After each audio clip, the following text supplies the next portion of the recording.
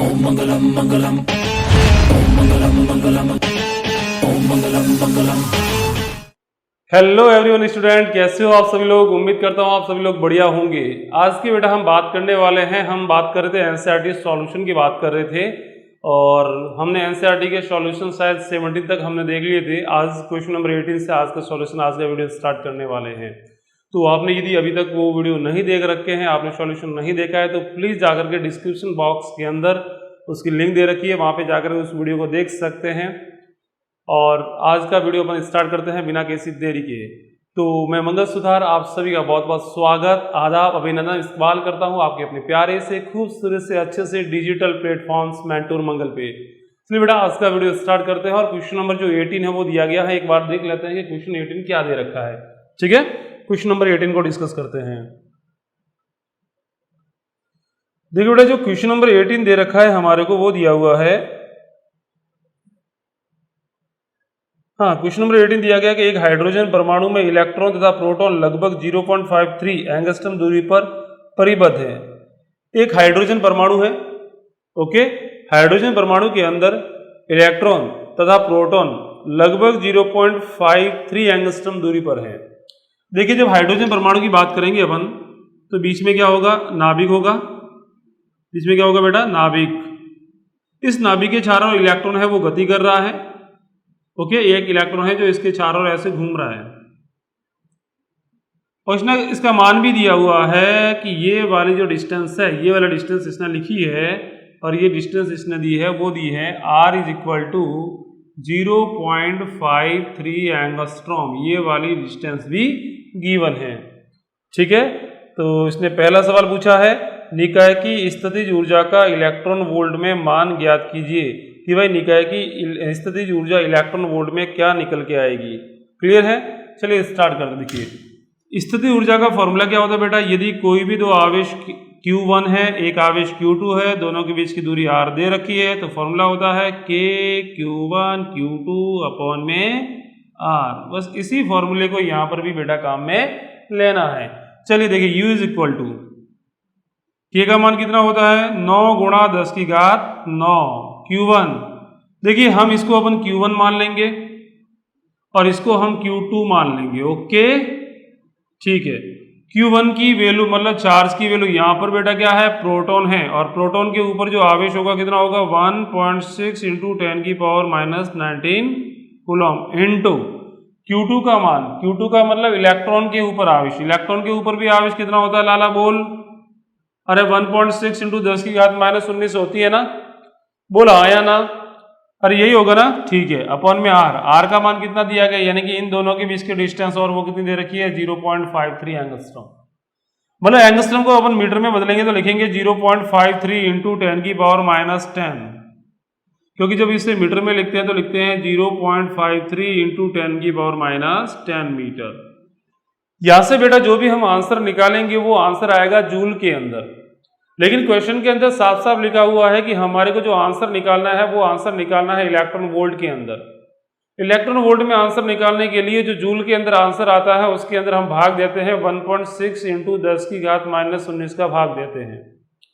यही आपको यदि इलेक्ट्रॉन वोल्ट में आंसर दिया गया है और आपको आंसर निकालना है जूल के अंदर, तो बेटा 1.6 इंटू 10 की घात माइनस 19 से गुणा करते हैं, ओके। यहां पर इलेक्ट्रॉन वोल्ट में निकालना है, जो भी आंसर यहां से निकलेगा वो जूल में निकल के आएगा, क्योंकि सारे मात्रक हमने ऐसा ही पद्धति में रखे हैं। क्लियर है, तो इसको इलेक्ट्रॉन वोल्ट में कन्वर्ट करने के लिए 1.6 इंटू 10 की घात माइनस 19 का भाग देंगे। जब भाग देंगे तो ये इससे कैंसिल हो जाएगा। यहां पर है 10 की घात माइनस 19 से और यहाँ पे 10 की घात प्लस 9, इन दोनों से आंसर क्या मिलेगा, 10 की घात माइनस 10, और यहाँ पर भी कितना है 10 की घात माइनस 10, ये इससे कैंसिल हो जाएगा, ओके। तो यहां से मिलेगा, हाँ यहाँ पर है 1.6 और यहाँ पे है 9, इन दोनों का मल्टीप्लाई करेंगे 5 आएगा और 9, यानी कि ये आंसर आ जाएगा 14.4, ऐसा कुछ आएगा, ठीक है। इसके अंदर हम इसका डिवाइड करेंगे तो आंसर आएगा, वो आएगा U is equal to, point को हटा दो तो आंसर आएगा 27.2 इलेक्ट्रॉन वोल्ट। क्लियर है, देखिए जब आवेश का मान यहाँ पे रखेंगे, ये माइनस का है, ये प्लस का है, तो यहाँ पर साइन सहित मान रखेंगे तो ये प्लस का होगा और ये माइनस का होगा, तो माइनस आगे आएगा। ओके, तो जो आंसर मिलेगा हमारे को, वो स्थिति ऊर्जा का आंसर मिलेगा, वो कितने में मिलेगा? माइनस का 27.2 इलेक्ट्रॉन वोल्ट आंसर निकल के आ जाएगा। ओके, समझ में आ गया? ठीक है, इसका सेकंड पार्ट करते हैं इसी क्वेश्चन का। इसका सेकंड पार्ट लाला जो दिया गया है वो दिया गया कि इलेक्ट्रॉन को स्वतंत्र करने में कितना कार्य करना होगा यदि यह दिया गया है कि इसकी कक्षा में गतिज ऊर्जा प्राप्त स्थिति ऊर्जा के परिमाण की आधी है। इसने बोला है, अरे बहुत हलवा सवाल है ना, इसने बोला है कि इसकी जो गतिज ऊर्जा है, गतिज ऊर्जा जो परिमाण में, देखो गतिज ऊर्जा क्या होगी? हमेशा धनात्मक होगी। गतिज ऊर्जा किसमें होगी लाला? हमेशा धनात्मक में होगी। यानी कि ये वाली जो हमारे को एनर्जी दे रखी है, वो इलेक्ट्रॉन जब घूम रहा है तो इसके पास में जो स्थितिज ऊर्जा है वो कितनी है? माइनस की 27.2 इलेक्ट्रॉन वोल्ट है। इसने देखो घूम रहा है, स्थितिज ऊर्जा ठीक है दे रखी है, मतलब यहाँ से निकाल सकते हैं, लेकिन गतिज ऊर्जा नहीं दे रखी है, क्योंकि घूमेगा तो उसका कोई ना कोई वेग भी होगा, और वेग होने की वजह से उसकी गतिज ऊर्जा होगी 1/2 mv²। अब वो आपको यहाँ पर आपको हिंट्स दे रखी है। हिंट्स क्या दे रखी है लाला? देखो माइनस 27.2 है, तो इसने बोला कि इसका परिमाण कितना है? परिमाण है 27.2, तो इसने बोला है कि जो गतिज ऊर्जा है वो इसके परिमाण की आधी है। 27.2 का आधा करो, कितना आएगा? 13.6 आएगा। यानी कि इसकी काइनेटिक एनर्जी आपको दे रखी है, वो काइनेटिक एनर्जी आपको दे दी 13.6 इलेक्ट्रॉन वोल्ट। क्लियर है? अरे स्थितिज ऊर्जा की आधी है, लेकिन हमेशा ध्यान रखना गतिज ऊर्जा हमेशा प्लस में ही होगी, कभी भी माइनस में नहीं होगी। स्थितिज ऊर्जा प्लस में भी हो सकती है और माइनस में भी हो सकती है, तो गतिज ऊर्जा हमेशा प्लस में रहेगी। यानी कि जो इलेक्ट्रॉन घूम रहा है, इस इलेक्ट्रॉन की हमारे को दोनों एनर्जी पता चल गई। स्थितिज ऊर्जा है माइनस 27.2 इलेक्ट्रॉन वोल्ट, गतिज ऊर्जा है प्लस का 13.6 इलेक्ट्रॉन वोल्ट। सर ये कहाँ से आया? अरे हिंट्स दे रखी है कि भाई इसकी आधी है इसके परिमाण की, लेकिन लिखेंगे किसमें? प्लस में लिखेंगे। तो टोटल एनर्जी कितनी होगी? अपन लिख सकते हैं टोटल एनर्जी। अरे इलेक्ट्रॉन के पास में कुल एनर्जी कितनी होगी? तो इलेक्ट्रॉन के पास में टोटल एनर्जी निकालने का फॉर्मूला होता है E= स्थितिज ऊर्जा प्लस गतिज ऊर्जा। तो टोटल एनर्जी आएगी, वो आएगी माइनस का 27.2 प्लस का 13.6। आंसर क्या मिलेगा? आंसर मिलेगा माइनस का 13.6 इलेक्ट्रॉन वोल्ट। यानी कि यहाँ पे जो इलेक्ट्रॉन है इसकी टोटल एनर्जी कितनी है? वो है माइनस का 13.6 इलेक्ट्रॉन वोल्ट। और किसी भी पार्टिकल की एनर्जी माइनस में होने का मतलब ये है कि वो इलेक्ट्रॉन, जैसे यहाँ पे इलेक्ट्रॉन की टोटल एनर्जी माइनस में निकल के आ रही है, मतलब इलेक्ट्रॉन है वो इस नाभिक के द्वारा बंधा हुआ है। अब इस इलेक्ट्रॉन को हमारे को अनंत पर भेजना है। इसने बोला कि स्वतंत्र करना है। स्वतंत्र करने का मतलब यह है कि इलेक्ट्रॉन को भेजना है अनंत पे, और अनंत पे जब इलेक्ट्रॉन जाएगा तो इलेक्ट्रॉन के पास में एनर्जी कितनी होनी चाहिए? 0 होनी चाहिए। 0 तभी होगी, देखो माइनस 13.6 इसके पास में ऑलरेडी है, इस एनर्जी को 0 करना है, तो इस एनर्जी को 0 करने के लिए मेरे को बाहर से एक एक्स्ट्रा एनर्जी देनी पड़ेगी, और वो कितनी एनर्जी देनी पड़ेगी? 13.6 इलेक्ट्रॉन वोल्ट की, ताकि इलेक्ट्रॉन के पास में टोटल एनर्जी कितनी हो जाएगी? अरे माइनस 13.6 इलेक्ट्रॉन वोल्ट तो इसके पास में है ही है, मैं बाहर से और दे रहा हूं 13.6 इलेक्ट्रॉन वोल्ट, तो एनर्जी कितनी हो जाएगी? टोटल 0 हो जाएगी। और टोटल 0 एनर्जी कहाँ होती है? अनंत पर होती है। यानी कि इलेक्ट्रॉन कहाँ चला जाएगा? अनंत पर चला जाएगा। क्लियर है? यानी कि सवाल यही पूछा गया था कि इलेक्ट्रॉन को स्वतंत्र करने के लिए कितनी ऊर्जा देनी पड़ेगी। तो इलेक्ट्रॉन को स्वतंत्र करने के लिए 13.6 इलेक्ट्रॉन वोल्ट की एनर्जी देनी पड़ेगी। आई होप आपको ये सॉल्यूशन अच्छे से समझ में आ गया होगा। इसका थर्ड पार्ट देखते हैं।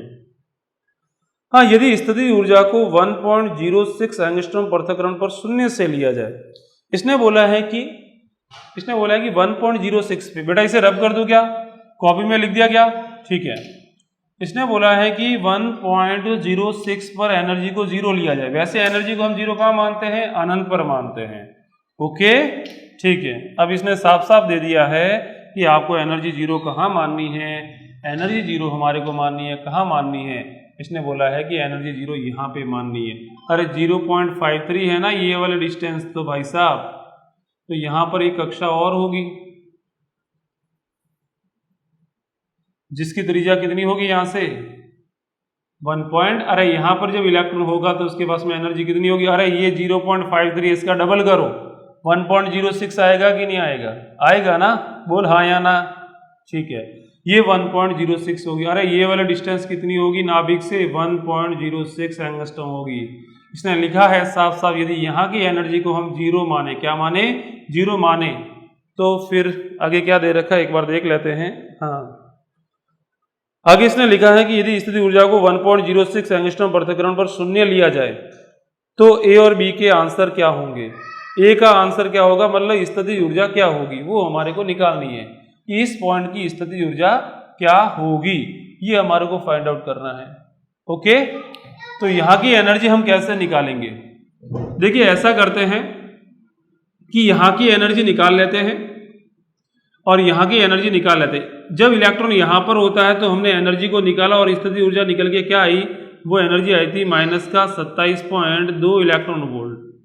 ओके, इस कंडीशन में जब ये यहाँ पर होगा तो एनर्जी कितनी निकल के आएगी, इसको अपन सॉल्व कर लेते हैं। तो U2 is equal to formula K Q1 Q2 upon में R। K का मान कितना, 9 गुणा 10 की घात 9, Q1 का मान कितना 1.6 इंटू 10 की घात -19 इंटू Q2 का मतलब इलेक्ट्रॉन की एनर्जी, माइनस का 1 पॉइंट, माइनस आगे ले लेंगे तो आएगा 1.6 इंटू 10 की पावर -19 कूलम अपॉन में R कितना दिया गया है, अब की बार 1.06 दिया गया है।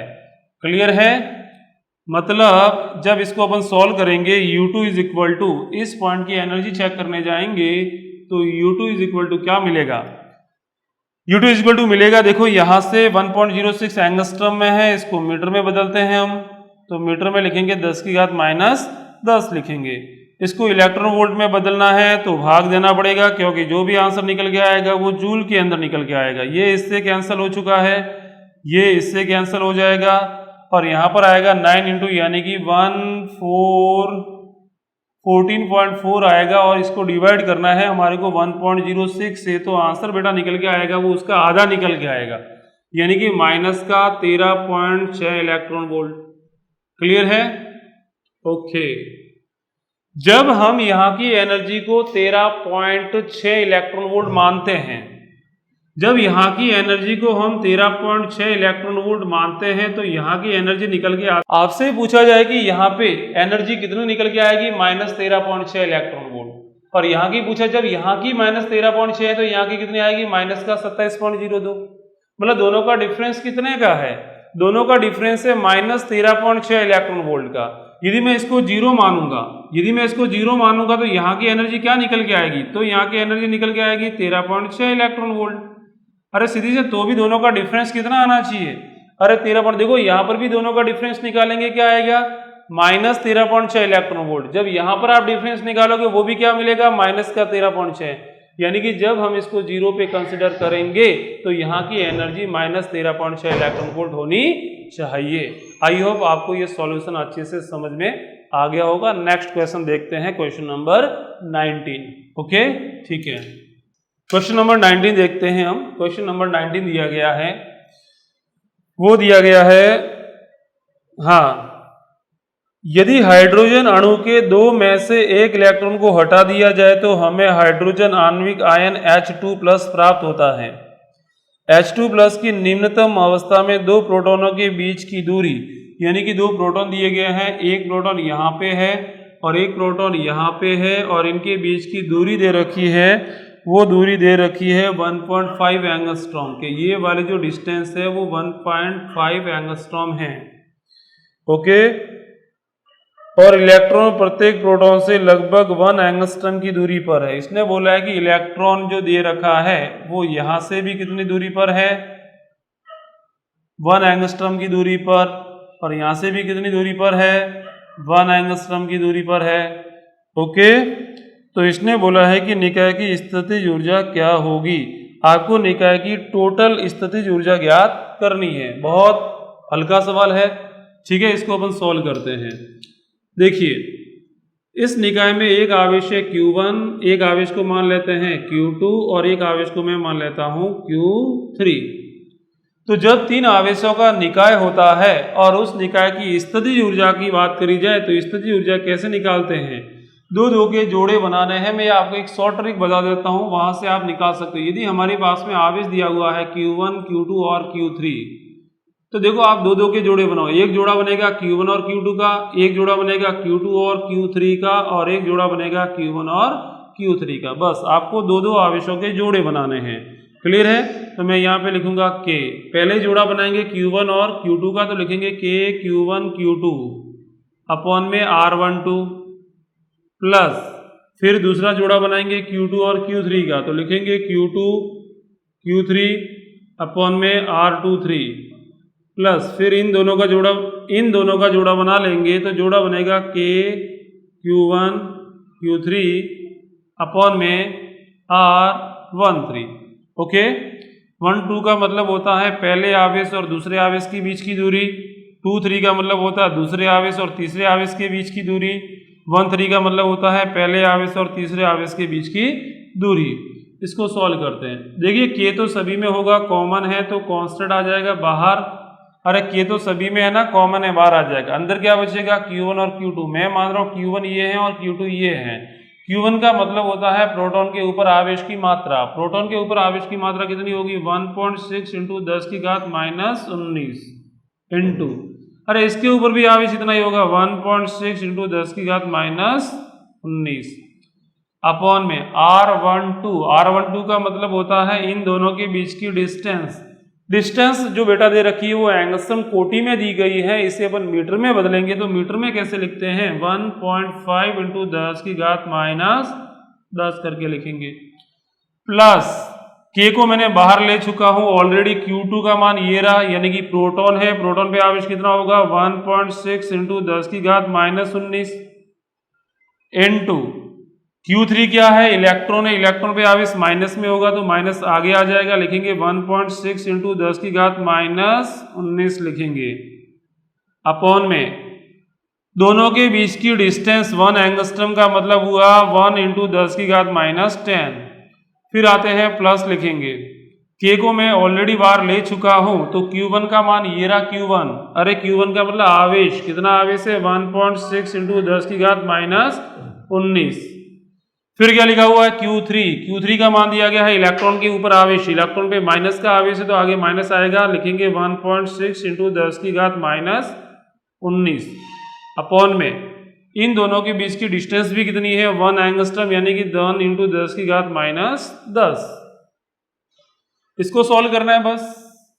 तो U इज इक्वल टू, तो लिखेंगे K का मान कितना होगा? 9 गुणा 10 की घात 9 इंटू, अरे 1.6 इसमें भी है, इसमें भी है। देखो यहाँ पर 2 बार आ रहे हैं, यहाँ पर भी 2 बार आ रहे हैं और यहाँ पर भी 2 बार आ रहे हैं। ऐसा करते हैं इसको अपन पूरे को बाहर ले लेते हैं तो लिखेंगे 1.6 इंटू 10 की घात माइनस 19 इंटू 1.6 इंटू 10 की घात माइनस 19। क्लियर है? यहाँ पे 10 की घात माइनस 10 है, यहाँ पर भी है 10 की घात माइनस 10, यहाँ पर भी है 10 की घात माइनस 10। इसको भी ले लेते हैं बाहर, ये ले लिया मैंने बाहर। अंदर क्या बचेगा भाई? अंदर बचेगा, यहाँ पर बचेगा देखो 1 और यहाँ पर बचेगा 1.5, तो लिखेंगे 1 अपॉन में 1.5 माइनस, और ये पूरी वैल्यू आखी वैल्यू बाहर आ चुकी है तो माइनस का 1, ये भी आखी वैल्यू बाहर आ चुकी है तो माइनस का 1। बस इसी को सॉल्व करना है। इसको सॉल्व करेंगे अपन तो लिखेंगे 9 गुणा 10 की घात 9 इंटू 1.6 और 1.6 का मल्टीप्लाई करेंगे। ऐसा करते पहले इसको सॉल्व कर लेते हैं तो लिखेंगे 1.6 इंटू 1.6 इंटू, देखो यहां पर 10 की घात माइनस 10 दिया गया है और इसको अपन कैंसिल करेंगे तो यहां पर आएगा 10 की घात माइनस 10। ओके, चलो इसको इलेक्ट्रॉन वोल्ट में भी यदि ज्ञात करें तो अपन 1.6 का भाग दे देते हैं इलेक्ट्रॉन वोल्ट में निकालने के लिए, इसका भाग दे दिया तो ये इससे कैंसिल हो जाएगा। ओके, तो हमारे पास में 10 की घात माइनस 10 ये इससे कैंसिल हो जाएगा, तो हमारे पास में ओनली क्या बचेगा? 9 इंटू 1.6 मतलब 14.4, तो इसको अपन लिखेंगे 14.4 लिखेंगे इंटू, इसको मैं लिख सकता हूं 3/2। अरे डेढ़ का मतलब क्या हुआ? 3/2, 2 कहाँ जाएगा? ऊपर, तो हम इसको लिख सकते हैं 3/2, 3/2 ऊपर चला गया माइनस माइनस का 1 और माइनस का 1 कितना हुआ, माइनस का 2। इसको सॉल्व करो तो 14.4 into, इसको सॉल्व करेंगे लसअप आएगा 3, 3 दूनी 4, 2 में से 3 दूनी 6। यदि हम यहाँ पे एलसीएम ले तो कितना आएगा 3, तो यहाँ पर क्या बचेगा 2, माइनस 3 दूनी 6, 2 में से 4 क्या, माइनस का 4। इसको सॉल्व करो आप तो कितना आएगा, लगभग आंसर निकल के आएगा। 3 को इससे अपन डिवाइड करेंगे तो आएगा 3 चौक 12, पीछे कितना रहेगा 2, 2.4, 3 अटे 24 यानी कि 4.8। 4.8 को हम मल्टीप्लाई करेंगे, इसको इससे मल्टीप्लाई करो, 4.8 को मल्टीप्लाई करो 4 से तो कितना आएगा, 4 अटे 32, 4 यानी कि 19.2। आंसर क्या निकल के आएगा, माइनस का 19.2 इलेक्ट्रॉन वोल्ट। और यही बेटा आंसर निकल के आएगा क्वेश्चन नंबर 19 का। आई होप आपको ये सॉल्यूशन अच्छे से समझ में आ गया होगा। नेक्स्ट क्वेश्चन करते हैं, क्वेश्चन नंबर 20। ये 19 था ना, हाँ, क्वेश्चन नंबर 20 करते हैं हम, ठीक है।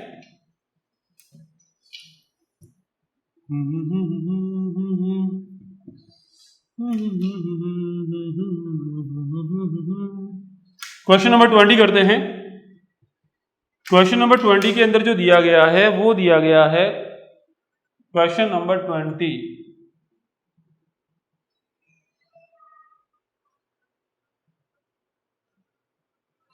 ए और बी त्रिज्या वाले दो आवेशी चालक गोले एक तार द्वारा एक दूसरे से जोड़े गए हैं। अच्छा, एक हमारे पास में गोला है ए, इसकी त्रिज्या दे रखी है ए, और एक गोला दिया गया है बी और इसकी त्रिज्या दे रखी है बी।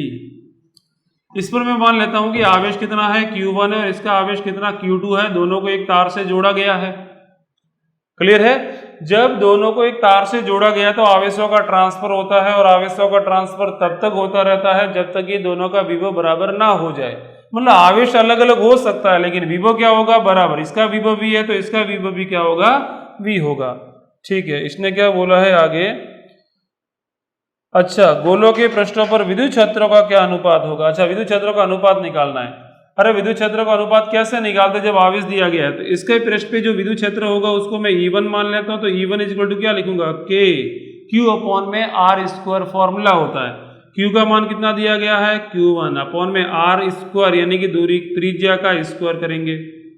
ऐसा कैसा हम लिखेंगे, E2 is equal to K। ठीक है, कि इसका आवेश कितना है, Q2 है तो हम लिखेंगे Q2 अपॉन में इसकी त्रिज्या कितनी है B, तो लिखेंगे B स्क्वायर। इन दोनों का अनुपात निकालना है, K से K कैंसिल हो जाएगा तो E1 बटा E2 क्या मिलेगा बेटा, E1 E2 मिलेगा, वो मिलेगा Q1 अपॉन में A स्क्वायर और यहाँ पर बचेगा Q2 और B स्क्वायर चला जाएगा ऊपर, यानी कि ये वाला अनुपात निकल के आएगा। हमारे को Q1 और Q2 निकालना पड़ेगा। तो Q1 और Q2 के मान को निकालने के लिए एक हिंट्स दे रखी है यहाँ पर, और हिंट्स दे रखी है कि दोनों को एक तार से जोड़ा गया है, मतलब दोनों का विभव बराबर होगा। तो इसका विभव और इसका विभव निकालो और दोनों को बराबर करो, आंसर निकल के आ जाएगा।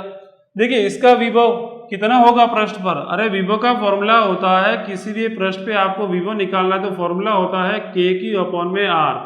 ओके, जैसे मेरे को इसके पृष्ठ पे विभव निकालना तो लिखूंगा V1 is equal to K, आवेश कितना है इसके ऊपर Q1 तो Q1 लिखूंगा, त्रिज्या कितनी है इसकी A तो A लिखूंगा। ऐसा कैसा V2 का मान निकाल लेते हैं, इसका विभव, अरे K आवेश कितना है Q2 तो Q2 लिखेंगे, इसकी त्रिज्या कितनी है B तो B लिखेंगे। ये बोल रहा है कि दोनों विभव बराबर है, मतलब V1 और V2 को बराबर करेंगे। अरे तार से जोड़ा है ना तो दोनों का विभव बराबर होगा, ये कॉन्सेप्ट आपके दिमाग में सेट होना चाहिए। तो यहाँ पे लिखेंगे K Q1 अपॉन में A is equal to K Q2 upon में B, K से K कैंसिल हो जाएगा तो क्या मिलेगा Q1 अपॉन Q2। अरे Q1 अपॉन Q2, Q2 को इधर भेजो, A को ऊपर भेजो, A अपॉन B मिलेगा कि नहीं मिलेगा, बोल हाँ या ना। ठीक है ना, यही मिलेगा A अपॉन B, बस यहाँ पे रख लेते हैं। तो E1 upon E2 is equal to, अरे B स्क्वायर तो ऑलरेडी है, A स्क्वायर भी ऑलरेडी है, Q1 अपॉन Q2 का मान यहाँ से निकल चुका है, क्या निकला है A अपॉन में B, B से B कैंसल, ए से ए कैंसल, आंसर मिलेगा वो मिलेगा बी। तो बेटा यहाँ पे जो आंसर निकल के आएगा वो आंसर निकल के आएगा बी अनुपात ए। देखो हमने Q1 और Q2 का मान ही तो यहाँ पे रखा, ए अपॉन बी यहाँ से आया था, वो मान मैंने यहाँ पे रख दिया और इसका आंसर आ गया। ठीक है, ये क्वेश्चन नंबर था हमारा 20। अब क्वेश्चन नंबर 21 को हम डिस्कस करते हैं। ठीक है, क्वेश्चन नंबर 21। क्वेश्चन नंबर 21 जो गिवन है वो देख लेते हैं क्या दिया हुआ है क्वेश्चन नंबर 21। अच्छा, क्वेश्चन नंबर 2 में एक और पार्ट भी दिया हुआ है। इसने लिखा है कि परिणाम को समझाने में ये प्रयोग कीजिए कि ये चालक के तीक्ष्ण नुकीले सिरों पर आवेश छपटे भागों की अपेक्षा अधिक क्यों होता है। इसने बोला है कि पृष्ठीय आवेश जो घनत्व होता है वो तीक्ष्ण नुकीले सिरों पर आवेश घनत्व छपटे भागों की अपेक्षा अधिक क्यों होता है। नुकीले जो सिरे होते हैं वहां पर आवेश घनत्व अधिक क्यों होता है, यानी कि प्रूव करना है। आवेश घनत्व ये 20 वाले का ही सेकंड भाग है, इसको भी देख लेते हैं। आवेश घनत्व है वो ज्यादा होता है कहाँ पे, जैसे हमारे पास में दो गोले हैं, एक गोला छोटा और एक गोला बड़ा। जैसे इस पॉइंट की बात करें, ये इसका नुकीला भाग ज्यादा होगा, मतलब ज्यादा वक्राकार भाग है, और ये धीरे धीरे वक्राकार भाग है। जितना छोटा गोला होगा उसका वक्रा भाग होगा वो उतना ही तेजी से होगा और तीक्ष्ण होगा, मतलब कहने का मतलब ढाल ज्यादा होगा उसका, है ना। और यदि बड़ा गोला होगा तो थोड़ा उसका मतलब जितनी ज्यादा त्रिज्या होगी इसका ये भाग वक्राकार भाग भी क्या होगा, थोड़ा ज्यादा होगा। कहने का मतलब यह है कि त्रिज्या का मान ज्यादा होगा तो घनत्व कम होगा, और त्रिज्या का मान कम होगा तो यही आवेश पास पास में फैलेगा। अरे त्रिज्या छोटी होगी तो गोला भी छोटा, गोला छोटा होने का मतलब आवेश जब दोगे आपकी आवेश तो वो पास पास में फैलेगा, यानी कि घनत्व ज्यादा होगा। क्लियर है, यानी कि हमारे को प्रूव करना है कि त्रिज्या कम होने पर घनत्व क्या है, ज्यादा है, और त्रिज्या ज्यादा होने पर घनत्व क्या है, कम है। ये हमारे को प्रूव, यानी कि दोनों एक दूसरे के उल्टे है। यानी कि हमारे को चेक करना है आवेश घनत्व समानुपाती 1 वक्रता त्रिज्या। तो ये तो बड़ा सिंपल है, चेक कर सकते। देखो यहां से आपको आवेश घनत्व निकालना है। मैंने मान लिया कि इसको आवेश कितना दिया, Q आवेश दिया। कितना दिया, Q आवेश। ओके, इसको भी मैंने आवेश कितना दिया, Q। दोनों को बराबर आवेश दिया मैंने। ठीक है, इसका घनत्व निकाल तो अपन लिखेंगे सिग्मा 1, इसका घनत्व क्या लिखेंगे, सिग्मा 2। तो लिखो भाई सिग्मा 1 इज इक्वल टू, अरे सिग्मा 1 इज इक्वल टू क्या लिखेंगे, फॉर्मूला आवेश बटा क्षेत्रफल। आवेश कितना, Q, क्षेत्रफल कितना होगा 4 पाई a स्क्वायर। ओके, ठीक है। यहां पर भी देखेंगे अपन, लिखेंगे इसका sigma 1 into 4 pi a square is equal to क्या मिलेगा, Q। मिलेगा कि नहीं, यहां पर आते हैं, इसका घनत्व निकालो। सिग्मा 2 इज इक्वल टू, आवेश दोनों को सेम दे रहे हो, घनत्व चेक करना किसका ज्यादा होगा, तो 4 बाई बी स्क्वायर, यानी कि यहाँ पे अपन लिखेंगे sigma 2 into 4 pi B square is equal to क्या आ रहा है, Q आ रहा है। और ये दोनों बराबर है, मतलब घनत्व का तथा त्रिज्या का जब गुणा करोगे आप तो वो क्या मिल रहा है, Q। यहाँ पर भी दूसरे घनत्व और दूसरी त्रिज्या का गुणा कर रहे हैं तो भी आवेश क्या मिल रहा है, Q मिल रहा है। मतलब इन दोनों का गुणा क्या रहेगा, हमेशा कांस्टेंट, यानी कि सिग्मा का गुणा और त्रिज्या स्क्वायर का गुणा करोगे तो हमेशा क्या मिलेगा, कांस्टेंट मिलेगा। क्या मिलेगा, हमेशा कांस्टेंट मिलेगा। तो यहां से हम लिख सकते हैं त्रिज्या sigma is equal to constant upon में त्रिज्या का स्क्वायर आएगा। कांस्टेंट को हम समानुपाती में डाल सकते हैं, तो कैसे लिखेंगे, समानुपाती 1 अपॉन त्रिज्या का स्क्वायर। क्योंकि त्रिज्या का मान जितना ज्यादा होगा घनत्व का मान उतना ही कम होगा। त्रिज्या ज्यादा होने का मतलब भाग क्या होगा, चपटा। चपटा होने का मतलब घनत्व कम, और यही त्रिज्या यदि कम, त्रिज्या कम होने का मतलब तीक्ष्ण। तीक्ष्ण होगा तो घनत्व उतना ही ज्यादा होगा। तो इस तरीके से हमने यहाँ पे इसको प्रूव किया। ठीक है, अब क्वेश्चन नंबर 21 को डिस्कस करते हैं। Question number 21। क्वेश्चन नंबर 21 जो दिया गया है एक बार देख लेते हैं क्या है क्वेश्चन।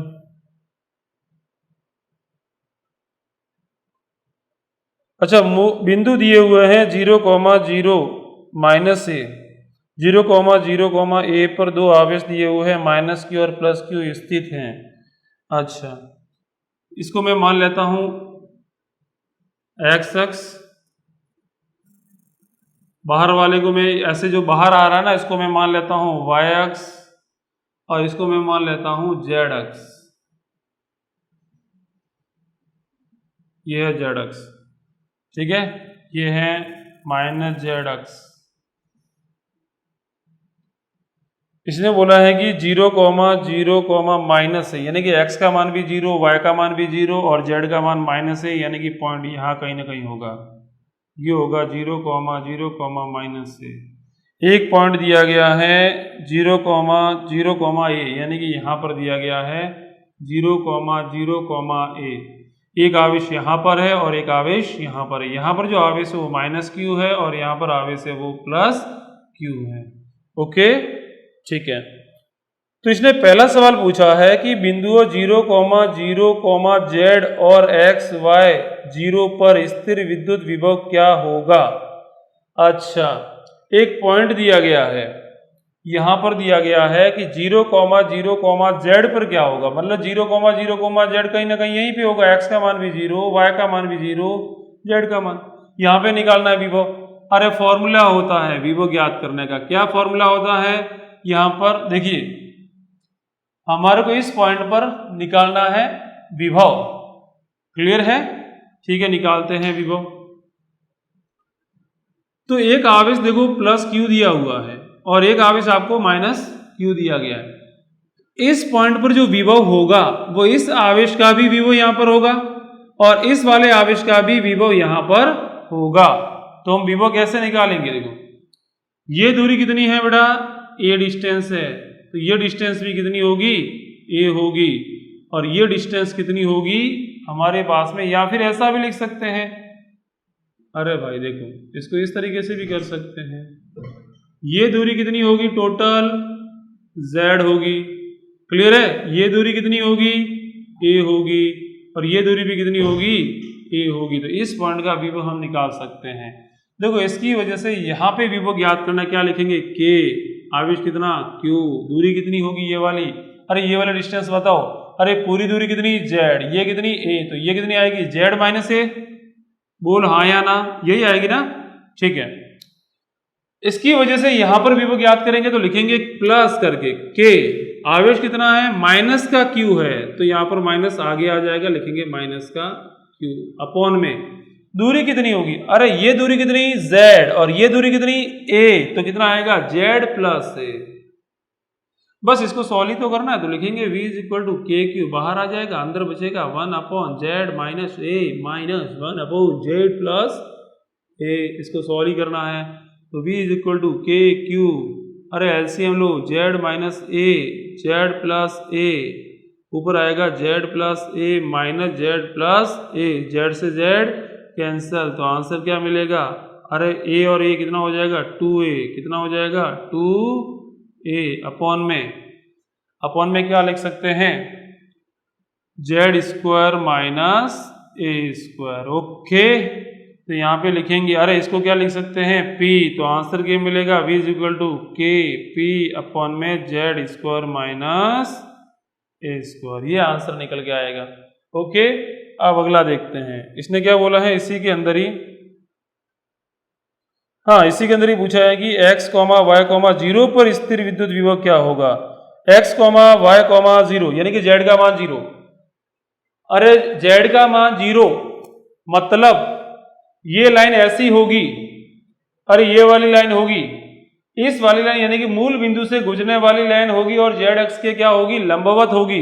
तो वहां पर z अक्ष का प्रत्येक निर्देशांक, अरे z अक्ष के लिए अपन बात करेंगे तो यहाँ पर z की वैल्यू प्रत्येक पॉइंट के लिए क्या होगी, 0 होगी। यानी कि हम निरक्ष की बात कर रहे हैं। किसकी बात कर रहे हैं बेटा, निरक्ष की। और हमें ये पता होना चाहिए कि यहाँ पर आवेश प्लस क्यू है, यहाँ पर आवेश माइनस क्यू है, यानी कि ये दोनों मिलकर के क्या बना रहे हैं, एक विद्युत द्विध्रुव। और विद्युत द्विध्रुव की वजह से हमें पता होता है कि निरक्ष पे जो विद्युत विभव होता है वो 0 होता है।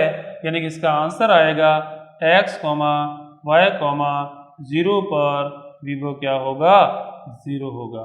ओके, ये बच्चा को इस तरीके से भी कर सकता था। अरे ये द्विध्रुव दिए गए हैं, ये पॉइंट कहाँ दिया गया, इसके अक्ष पे दिया गया है, और अक्ष पे हमें पता है कि विभव का फॉर्मूला क्या होता है, विभव का फॉर्मूला होता है K P cos theta upon में R square minus L square.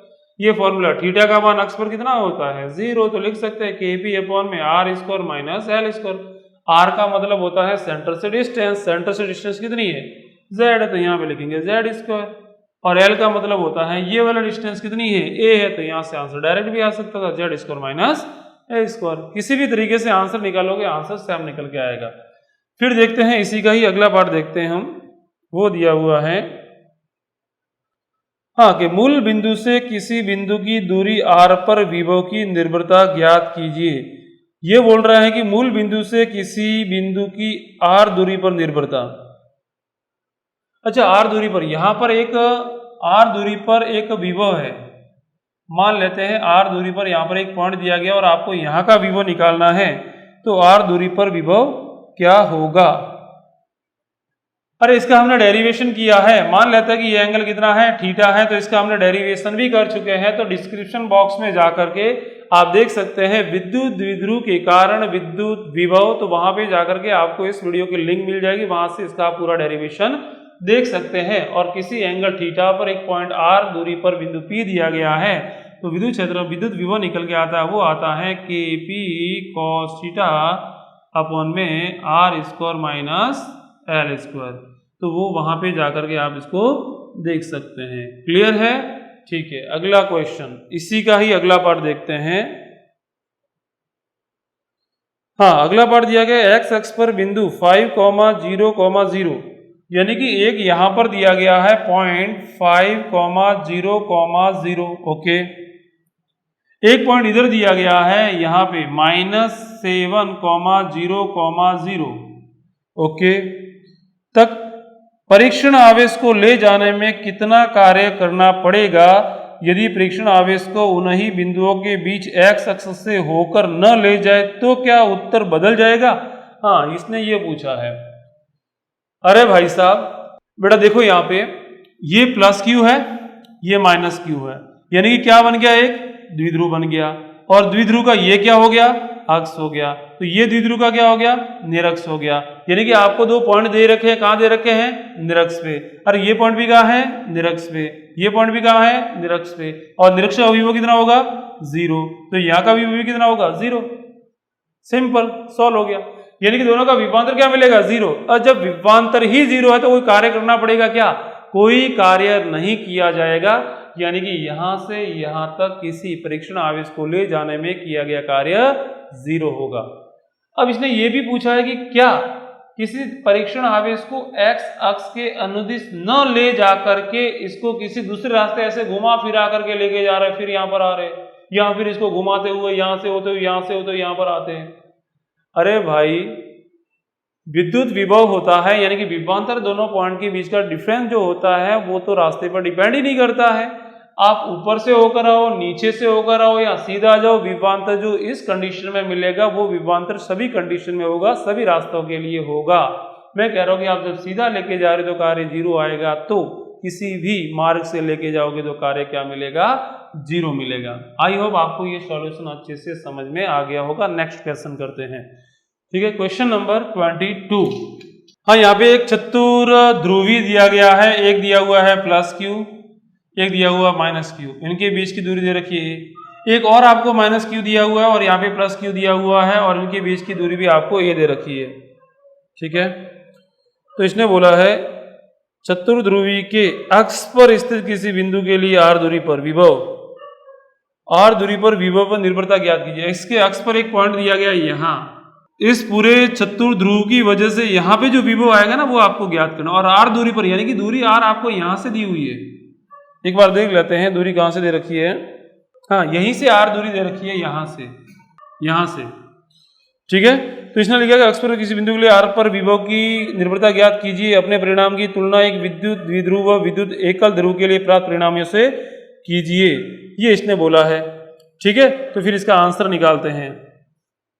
हाँ देखो, इस पॉइंट पर निकालना है विभव, इस पॉइंट पर विभव किस किस का आएगा। अरे भाई साहब, इसका भी विभव आएगा, इसका भी विभव यहाँ पर आएगा, इसका भी विभव यहाँ पर आएगा और इसका भी विभव यहाँ पर आएगा। सभी के ऋण V1 निकालो, सभी का टोटल करो, बस सिंपल है, बहुत फर्जी क्वेश्चन है, हलवा सवाल है ये तो। V is equal two plus Q की वजह से, इसकी वजह से यहाँ पर V कितना आएगा तो अपन लिखेंगे K, आवेश कितना Q, तो Q अपॉन में दूरी कितनी, अरे यहाँ से यहाँ तक की डिस्टेंस कितनी होगी, अरे पूरी दूरी कितनी R, ये दूरी कितनी A, तो R में से A को घटाओ तो पीछे ये बचेगी R माइनस A, तो यहाँ पे लिखेंगे R माइनस A।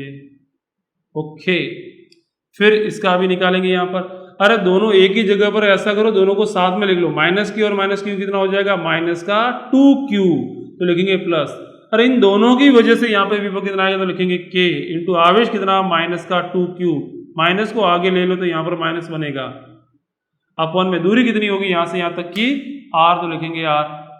ओके, अरे इसका भी यहाँ पर ज्ञात करो, क्या लिखेंगे प्लस K, अरे आवेश कितना प्लस का Q, दूरी कितनी होगी यहाँ से यहाँ तक की, अरे ये दूरी कितनी R, ये दूरी कितनी A, टोटल दूरी कितनी R प्लस A।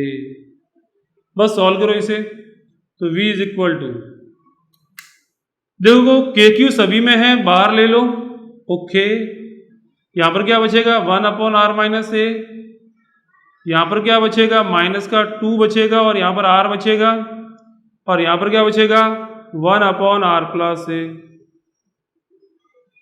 बस एलसीएम ले लो इनका, एलसीएम लेंगे तो आंसर क्या मिलेगा KQ, अरे एलसीएम में तीनों आएंगे साथ में, R माइनस A भी आएगा, R भी आएगा और R प्लस A भी आएगा। तो ऊपर की बात करेंगे तो एक तो R बचेगा, एक ये बचेगा, इन दोनों का गुणा यहाँ पर होगा, यानी कि R प्लस A आएगा माइनस 2, अरे ये कैंसिल हो जाएगा इससे, ये दोनों बचेंगे तो यहाँ पे लिखेंगे R plus A R minus A। Okay, plus plus यहाँ पर R प्लस A है, यहाँ पर भी R प्लस है, ये दोनों बचेंगे यानी कि R माइनस A। बस इसको सॉल्व ही तो करना है, आगे गणित है, बाकी तो कुछ भी नहीं है इसमें, कॉन्सेप्ट वगैरह कुछ भी काम में नहीं आ रहा है। ओके, तो लिखेंगे V is equal to K Q, अरे ये P पॉइंट आप यहाँ पे मान लो, ठीक है ना, ठीक रहेगा। हाँ, KQ, इन दोनों का गुणा करो आप, पहले इन दोनों का गुणा करेंगे, देखो ये क्या है A प्लस बी, ये क्या है A माइनस बी, इन दोनों का गुणा करेंगे तो क्या आएगा A square minus B square, यानी कि R square minus A square, और साथ में क्या है R भी है तो R यहाँ पे लिख दो। ओके, अंदर आते हैं यहाँ पे, अरे R का गुणा R से करो R प्लस A का गुणा R से करो AR माइनस 2, इन दोनों का गुणा करेंगे, अरे एक सर्व समी का R plus A R minus A क्या होता है R square minus A square, फिर क्या है प्लस R का गुणा R से करो R स्क्वायर, R का गुणा A से करो माइनस का AR। ओके, ठीक है, अरे AR से AR मर गया, तो V इज इक्वल टू क्या बनेगा K Q R square minus A square, अरे R स्क्वायर कितना हो गया 2R स्क्वायर।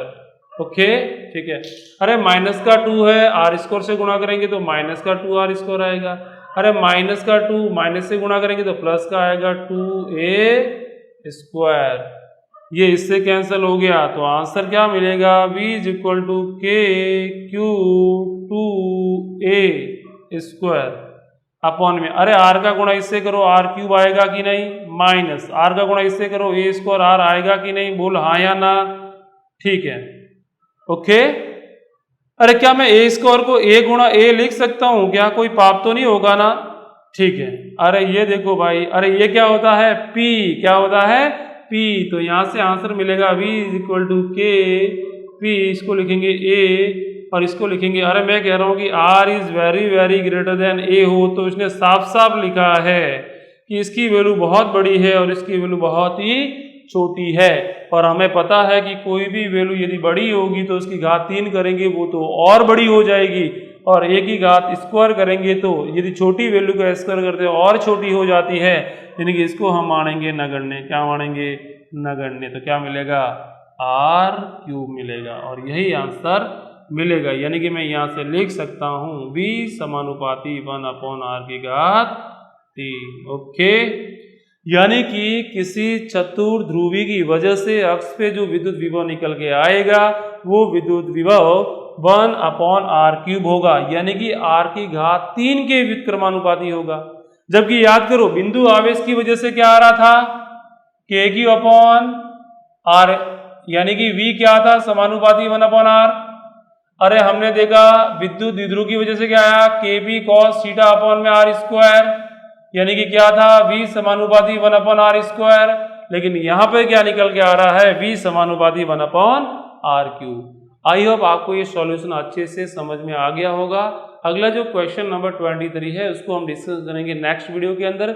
आज के लिए बेटा इतना ही, धन्यवाद। यदि आपको वीडियो पसंद आया तो लाइक करें, शेयर करें, और यदि आपने अभी तक चैनल को सब्सक्राइब नहीं किया है तो चैनल को सब्सक्राइब करें ताकि मेरे और भी वीडियोस बनाने के लिए मोटिवेशन मिलता रहेगा। बच्चा आज के लिए इतना ही, thank you. It's not a game, it's a rich thing.